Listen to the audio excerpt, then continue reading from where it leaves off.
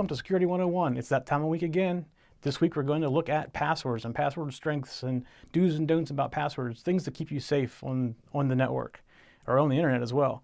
So first of all, I want to say passwords are very important. I see so many people not use passwords, and especially on their mobile phones, and we're going to talk about mobile phones and passwords here in a little bit, but passwords are very, very important.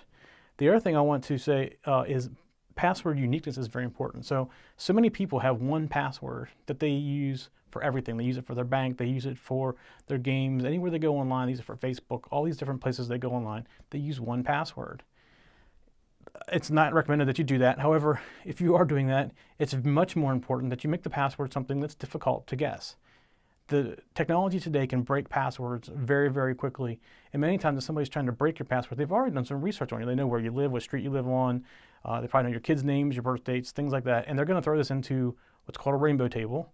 And they're going to run this program or get your password, which, because of the information they have about you, they're going to pick that password out. They may even know your dog's name. So general rule of thumb is no names, no kids, birth dates, not your birth date, not anniversary date, no phone numbers, no street names, no addresses, anything that's common to you. It needs to be something creative and unique. And I know it's hard. I'm not a very creative person when it comes to things like that. I have some things that I've done that I kind of figure out in my head, like the first letter of a song name or something like that, like pick a song you liked growing up and take the first letter of your word in it and then add some numbers and special characters in front of it.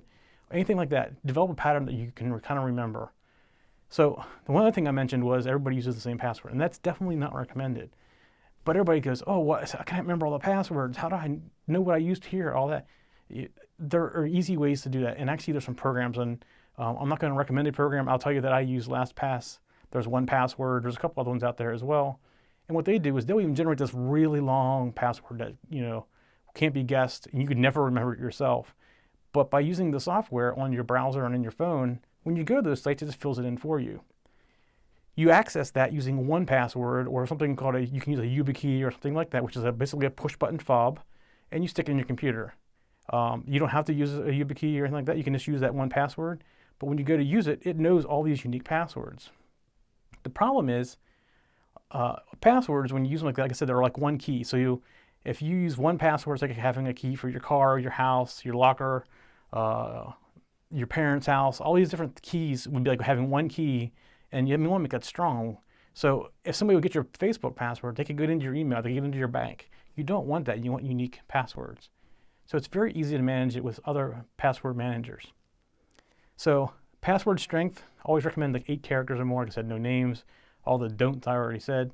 Try to mix it up a little bit. Use some numbers, uppercase, lowercase characters, special characters like @, pound sign, exclamation.